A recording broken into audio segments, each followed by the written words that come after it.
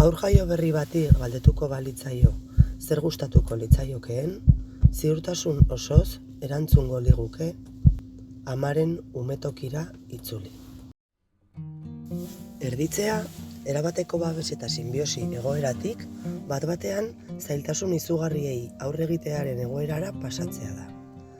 Non hotzari, larritasunari, gorputzaren enboltura ezari, elikatua, begiratua, desiratua, zaindua, eutsia, babestua, ukitua eta maitatua izateko beharrari aurre egin behar dio. Umetoki barneko bizitzan ez bezala, kanpoan haurtxoak ez du sentitzen bizi premia horiek guztiak beteko diren bermerik dagoenik. Biziraupenaren bermearen ezak, beldurrak, larritasunak, antsietateak, krisiak, izuerasoak eta beresikismoa inbaditzen duten ez ziurtasun ikaragarriak pizten ditu. Gizakia izaki soziala dela diogu, bere biziraupenerako loturak ezarri behar dituelako. Lehenik pertsona batekin, bera zaintzeko dagoela sentiaraziko diona, eta larritasun horiek guztiak konpentsatuko dituena. Geroago, seguruago sentitzen denean eta pertsona horrengandik banandu daitekeenean, harreman berriei ekingo die. Baina banantzeak eta harreman berrietara irekitzeak beste krisi bat, beldur berriak, larritasun berriak eta segurtasun gabezi berriak piztuko ditu. Lotura eta banantze prozesuak dira, alegia.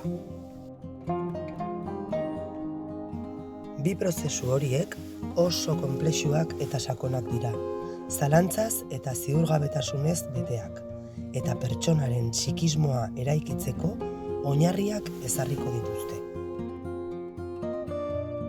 Prozesu horiek gainditu ondoren, indibiduazioa hasiko da, nortasunaren eraikuntza, gorputzaren batasunaren konkistaren, hizkuntzaren agerpenaren, esfinterren kontrolaren eta sinbolizazioaren eskutik.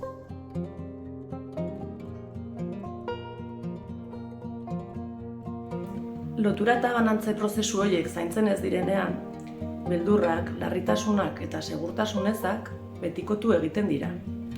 Eta aurrerago, modu askotan ager daitezke, haurtzaroan, nerabezaroan eta baita helduaroan ere.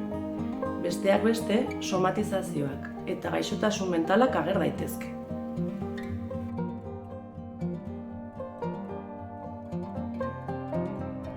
Gizarteak, sistemak berak, nolabait sustatzen du produktibitatea, ez? Orduan, sistema hau gainditzen ez dugun bitartean, eskolatze goiztiarra ezinbestekoa bihurtzen da, ez? Baina, argi dagoena, eskolaratze goiztiar honetan, edozer gauzak ez duela balio, kontu zibili behar garela.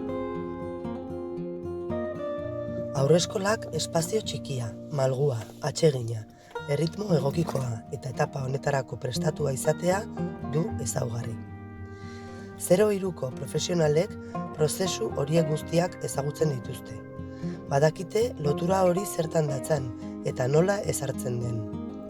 Badakite baita, banantzeak zer dakarren eta nola eusten zaion. Eta jakina, prozesu horiek nola eragiten duten umeen nortasunaren eraikuntzan.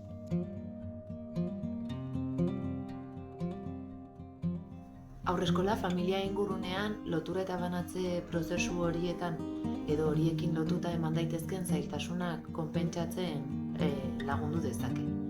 Horregatik haurreskola aldeko aproposak dira prozesu horietan bidelagun izateko, eta baita prebentziorako eta detekzio goiztiarrerako.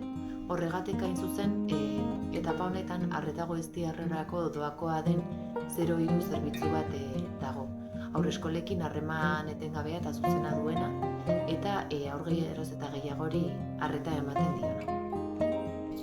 Garrantzitsua da ulertzea prozesu horiek 0 eta 3 edo 4 urte bitartean gertatzen direla, eta gizabanako bakoitza bere erritmoan eta aldagai askoren arabera egiten dituela. Ez dago adin zehatzik prozesu bakoitzarentzat. Denboran nahasten dira. 0-3ko bizi prozesuak dira zalantzarik gabe. Eta haurreskolak espazio eta une guztietan babesten, zaintzen eta onartzen ditu.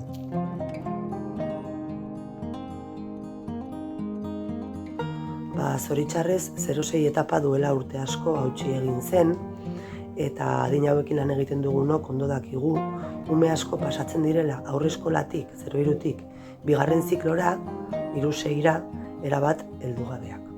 Horrek haien bizitzetan duen eraginarekin noski.